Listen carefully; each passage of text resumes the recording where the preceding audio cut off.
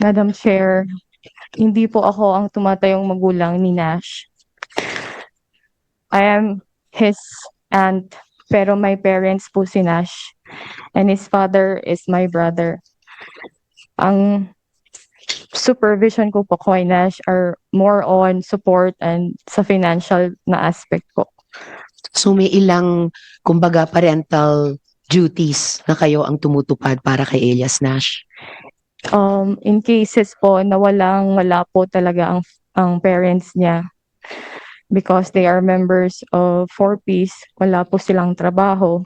And naaawa naman po ako sa bata, lalo na kapag humihingi na po ng pangbili ng ulam, gatas, kahit po sa education nila.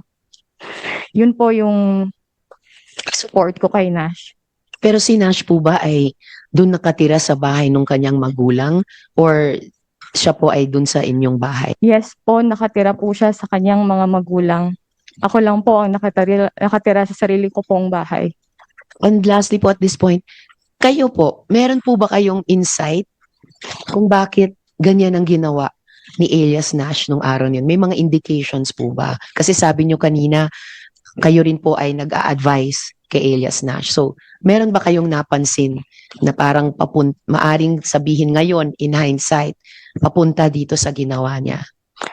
Yung napapansin ko po kay Nash is masyadong mahaba ang oras niya sa cellphone.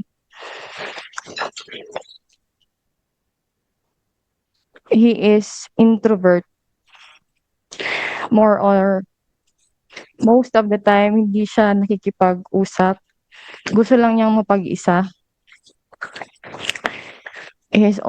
Always on his cellphone, Madam Chair.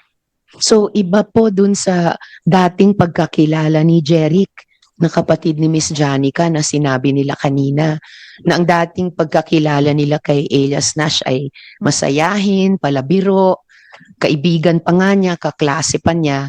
Pero kayo ever since, ang pagkakilala niyo po kay Elias Nash ay itong introvert at iba pa? Yun po, before, Nash was a different kid. Nung siguro nag-puberty na po siya, doon siya nag-start na magkaroon ng sarili niyang mundo. Alright, salamat, Sergeant Pasensya. Please